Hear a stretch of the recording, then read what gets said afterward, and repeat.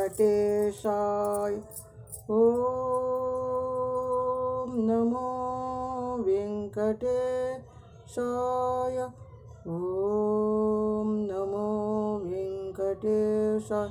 శ్రీ వెంకటేశ్వర స్వామి జీవిత చరిత్రలో శ్రీనివాసుడు ఎరుకులదాన వేషము ధరించి పద్మావతికి సోది చెప్పుట.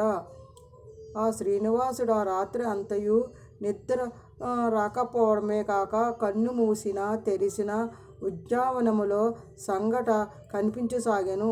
బోయవాని వేషములో నన్ను పద్మావతి గుర్తించలేదు. నిజరూపము చూపించుంటే పద్మావతి వివాహం అంగీకరించియుండును. ఎంత పొరపాటు చేసి తిని అప్పుడే చేసిన లాభమేముంది అని ఆ రాత్రి అంతయు తలపోస్తూ కాలము గడుపుచున్నంత తెల్లవారెను. వకులాదేవి శ్రీనివాస గద్దకొచ్చి అవస్థ చూడలేక ఇట్లేను, నాయన నువ్వు దిగులు చెందకు, నేను ఆకాశరాజు వద్దకు వెళ్ళి నీ పెండ్లకు రాయబారము జరిపి నా శక్తివంచ లేకుండా ప్రయత్నిస్తాను, ఆధారపడకు అని చెప్పి నారాయణపురమునకు బయలుదేరి వెళ్ళాను.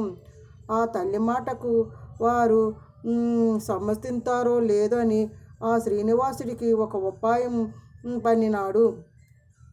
ఎరుకుల సాని రూపములో ధరించి ఎరుపు రంగు చీర కట్టి పచ్చరంగు రవికి తొడిగి ముంజేదకు ముఖమునకు ముచ్చటైన పచ్చబొట్లు కనుబొమ్మల మధ్యన నామములు దవడయందును తమ్మి కండ్లకు కాట్లుగా దిద్దుకుని తలపైన సోది బుట్టలో వకిలాదేవి కంట ముందు నారాయణపురం చేరెను. రాజగృహమును చెంతకు చేరి సోది చెప్పుతానమ్మా, సోది చెప్పుతాను అని వింతగా కేక వేయసాగాను. ధరణీదేవి పద్మావతి వ్యాధిని తెలుసుకున్నటకు ఎరుకుల దాన్ని పిలిచి సోది చెప్పమని కోరెను. ఎరుకుల సాని తన సంకయున్న బుట్ట కిందకు పెట్టి కూర్చుండగా ధరణీదేవి తన కుమార్తెనైన పద్మావతిని పిలిపించి ఈమె సోది చెప్పుతానని కోరెను. ఎరుకుల సాని ఉన్నది ఉన్నట్టు చెప్పుతాను అని, నాకు మంచి బహుమతి ఇవ్వగలవా తల్లి అని అంటే ఇస్తానని అనెను. చెలికత్తులు పద్మావతి మనసులో ఏముందో చెప్పమని మా రాణిగారు నీకు మంచి బహుమతి ఇస్తారు, ఇవ్వగలరు. ఎరుకుల సాని రూపంలో ఉన్న శ్రీనివాసుడు బుట్ట ముందు పద్మావతిని కూర్చోబెట్టి చేటలో మంచి ముత్యాలు పోయించెను. గత్తి పలకవే పసుపు కుంకుమలు పెట్టించి దేవతను కొలిచి మూలదేవతల మ్రొక్కి సోది ప్రారంభించెను. ఎరుకుల సాని దేవి బొమ్మకు నమస్కరించి ముందుగా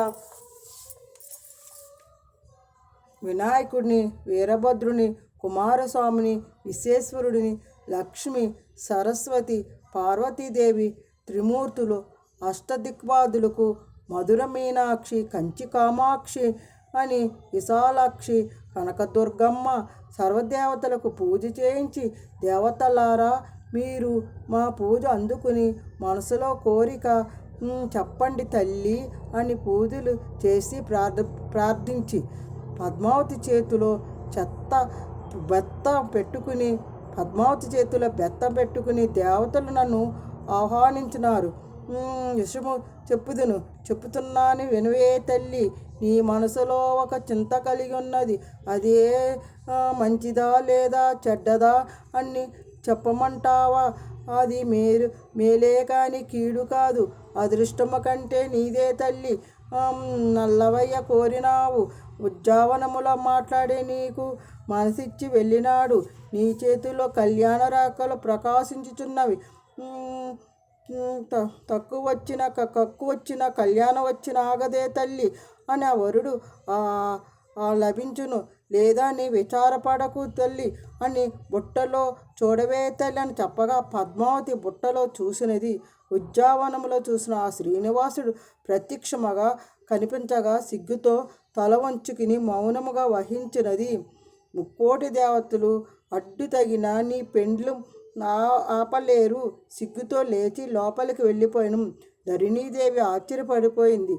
ఏముంది, నిజమేనా అని అడుగే తల్లి, పువ్వులో పెట్టి నీ బిడ్డ అడుగమ్మ అని బహుమతులు అందుకుని వెళ్ళిపోయాను.